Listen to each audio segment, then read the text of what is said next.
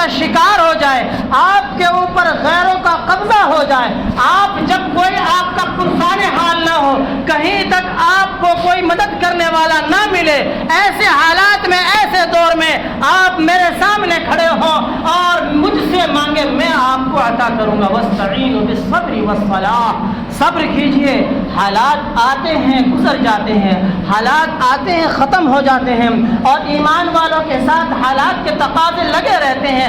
یہ ایمانی تقاضا ہے، جتنے آپ ایمان کے اندر مضبوط ہوں گے اتنے ہی آپ دنیا کے اندر تنگ دستی کا شکار بنیں گے۔ یہ میں نہیں، آپ کتابوں کا مطالعہ کیجئے، آپ سوانح کو اٹھا کر دیکھیے، صحابہ کرام کے سوانح کو اٹھائیے، بزرگان دین کے سوانح کو اٹھائیے، ان کی زندگیوں کو اٹھائیے، ان لوگوں نے کس کس طریقے سے دنیا کے اندر زندگی گزاری ہے۔ دنیا سجن المؤمن والجنت الکافر، دنیا جو ہے کافر کے لیے جنت ہے، ایمان والوں کے لیے قید خانے کی طرح ہے۔ جس طریقے سے ایک قیدی جیل کے اندر تڑپتا ہے، پریشان ہوتا ہے، کب مجھے آزادی ملے، کب میں جیل سے باہر جاؤں، کب میں سلاخوں کی زنجیروں سے باہر نکالا جاؤں، ایسے ہی ایک ایمان والا چاہتا ہے، یا اللہ مجھے ایک ایسی ناپاک دنیا کے اندر آپ نے بھیجا ہے جہاں میری آنکھ بھی سلامت نہیں، میرے کان بھی سلامت نہیں، میرے ہاتھ بھی سلامت نہیں، میرا دل و دماغ بھی سلامت نہیں، میں گناہوں کے دلدل میں پھنسا جا رہا ہوں، گناہوں میں گھرا جا رہا ہوں، یہ دنیا میرے اوپر مصیبت بن کر کھڑی ہو گئی ہے۔ یا اللہ بس آپ بلا لیجئے، آپ اپنے پاس بلا لیجئے، مجھے تو انتظار ہے آخرت کے گھر کا، مجھے تو انتظار ہے آخرت کی زندگی کی، یہ دنیا کی زندگی جو ہے یہ قید خانے کی زندگی ہے، ہمیں جتنی جلدی ہو سکے یہاں سے چھٹکارا مل جائے۔ یہ ایک ایمانی تقاضا ہے، یہ ایک ایمان والوں کا تقاضا ہے۔ میرے محترم بزرگوں، دوستو، مگر افسوس کی بات یہ ہے کہ ہم نے اس کو چھوڑ کر دنیا کو اپنا آئیڈیل اور ماڈل اور دنیا کو اپنی ہمیشہ رہنے والی زندگی کا ذریعہ بنا لیا ہے۔ کیسے بنا لیا؟ ہم اللہ کی تمام احکامات کو چھوڑ چکے ہیں، مصیبت پڑتی ہے مولوی کے پاس چلے جاتے ہیں، باباؤں کے پاس چلے جاتے ہیں، بھائی تعویذ گھنٹا کیا ہے، کیا مصیبت پڑی ہے آپ کو؟ اللہ نے آپ کو قرآن کریم کی مقدس آیتوں کے اندر فرمایا ہے، آپ کے اوپر شیطانی حرکات ہے، آپ کا جی نہیں لگتا، دنیا سے آپ اچاٹ ہیں، پریشان ہیں، تنگ دستی کا شکار ہیں، آپ مسجد میں کیوں نہیں آتے؟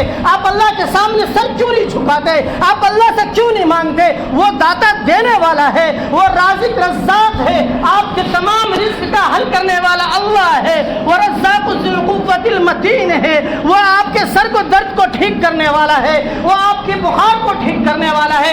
قرآن کے ہر نسخے کے اندر اس نے بتلا دیا ہے کہ آپ کو بخار آئے تو آپ کیا کریں، آپ کو پریشانی ہو آپ کون سی نماز پڑھیں، آپ نماز فجر پڑھیں گے آپ کی روزی میں برکت ہوگی، آپ ظہر کی نماز پڑھیں گے اللہ تبارک و تعالیٰ انعامات سے نوازے گا، آپ عصر کی نماز پڑھیں گے آپ کی مغفرت ہو جائے گی، آپ مغرب کی نماز پڑھیں گے نامہ اعمال میں اضافہ ہو جائے گا، آپ عشاء کی نماز پڑھ کر سوئیں گے، آگے آنے والی فجر تک فرشتے آپ کے لیے دعائیں کریں گے، آپ کی حفاظت کریں گے۔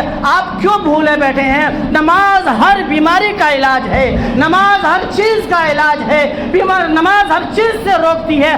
آپ کیوں نماز کو چھوڑ کر دعا تعویذ گنڈوں کے پیچھے پڑے ہو؟ آپ کیوں کسی دوسرے کے سامنے سر کو جھکانے پر مجبور ہو چکے ہو؟ آپ کیوں دوسرے کے سامنے اپنے عاجزی و انکساری کا شکار بنے بیٹھے ہو؟ کیوں بنے بیٹھے ہو؟ کیوں اپنے ایمان میں آپ کمزور ہو؟ ہم اپنے ایمان میں کمزور ہو چکے ہیں، ہمارا ایمان اتنا کمزور کہ آج ہم اللہ کے سامنے سجدہ نہ کر کے غیر اللہ کو سجدہ کرنے پر مجبور ہیں۔ آج ہمارے ایمان اتنے کمزور ہیں کہ ہم اللہ کے سامنے اپنے مسائل کو حل کروانے کے بجائے غیر اللہ کے سامنے، لوگوں کے سامنے اپنے مسائل کو لے کر جاتے ہیں۔ آج فلاں مسجد کے امام کے پاس، کل فلاں درگاہ کے بابا کے پاس، کبھی اس درگاہ پہ کبھی اس درگاہ پہ، کبھی اس مولوی پہ کبھی اس مولوی پہ۔ میرے محترم، میرے عزیزو، اگر بگڑی بنانے والے یہ ہوتے تو قرآن کی آیتیں چیخ چیخ کرنا کہتی، اگر بگڑی بنانے والے انسان ہوتے، انسانوں کے حق میں اگر کچھ ہوتا تو صحابہ اکرام رضی اللہ تعالیٰ عنہم اجمعین اپنے آپ کو شہید نہیں ہوتے۔ میرے محترم بزرگوں، دوستو، ایمان کو مضبوط کیجئے، ایمان کمزور کمزور ہے، ایمان کمزور ہے تبھی ہم نمازوں سے دور ہیں، ایمان کمزور ہے تبھی ظالم ہم پر حکومت کر رہے ہیں، ایمان کمزور ہے تبھی اللہ تبارک و تعالیٰ نے ظالم حکمراں کو ہمارے اوپر مسلط کیا ہے۔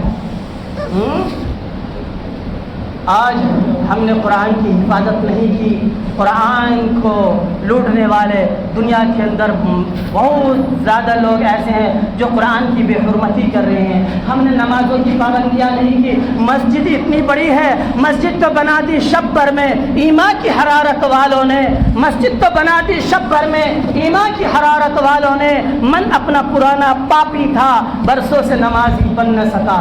آپ سیکریٹری بن جائے، آپ خزانچی بن جائے، آپ مساجد و مدارس کے رہنما و مقتدا بن جائے، آپ کی زندگی کے اندر سے نماز غائب ہو جائے، اللہ کے یہاں آپ کی سب سے زیادہ پکڑ ہوگی۔ کہہ دو بھائی یہ کون ہے؟ یہ ہمارے سیکریٹری صاحب ہیں، یہ ہمارے صدر صاحب ہیں، یہ ہمارے فلانا صاحب ہیں، یہ ہمارا ٹھکانہ صاحب ہے۔ چہرے پر سنت رسول نہیں ہے، نماز سے غائب ہے، نماز سے دور ہے۔ قرآن کریم خدا کی قسم ممبر رسول پر قسم کھا کر کہہ رہا ہوں، اللہ کے یہاں سب سے زیادہ پکڑ ذمہ داروں کی ہوگی، خواہ وہ مولوی ہو یا غیر مولوی ہو، وہ جاہل ہو یا وہ عوام الناس ہو۔ ذمہ داری ملی تھی، آپ نے اس ذمہ داری کو ادا نہیں کی۔ کیوں نہیں ادا کیا؟ اتنی بڑی مسجد خالی رہتی ہے، 5 وقتہ نماز میں صف نہیں بھرتے، کہاں مر جاتے ہیں سارے نمازی؟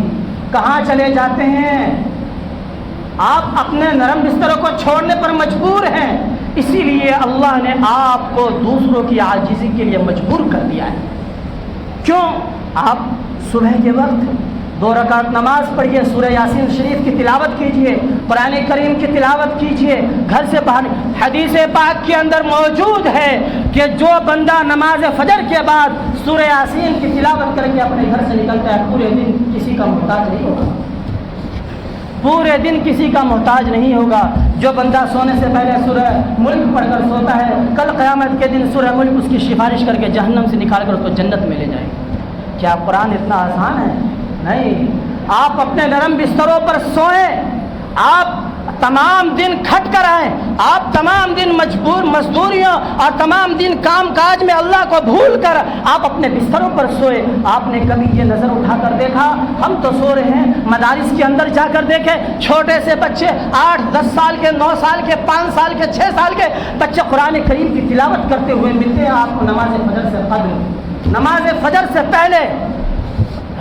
فرشتوں کو اللہ کی طرف سے یہ حکم ہوتا ہے بستی کو پلٹ دو، اس بستی میں عذاب نازل کر دو، مگر اس مدارس کی وجہ سے، وہ مساجد کی وجہ سے جن میں چند گنے چنے مقتدی بیچارے نماز پڑھنے کے لیے آتے ہیں، ان مدارس کی وجہ سے جس میں چند چھوٹے چھوٹے بچے بیچارے قرآن کریم کی تلاوت کرتے ہوئے ان فرشتوں کو ملتے ہیں، وہ جا کر کہتے ہیں یا اللہ اگر ہم نے اس بستی پر غضب نازل کیا، اگر ہم نے اس بستی پر عذاب نازل کیا، اگر ہم نے اس بستی کو پلٹ دیا، تو اس میں کچھ چھوٹے بچے بھی ہیں جو آپ کی وحدانیت اور آپ کی کبریائی کو بیان کر رہے ہیں، قرآن کریم کی تلاوت کر رہے ہیں۔ اسی محلے کے اندر ایک چھوٹی سی مسجد بھی ہے، اس میں 2-4 نمازی بھی موجود ہے۔ اللہ نے ارشاد فرما دیا جاؤ ان نمازیوں کی وجہ سے میں نے ان کی بخش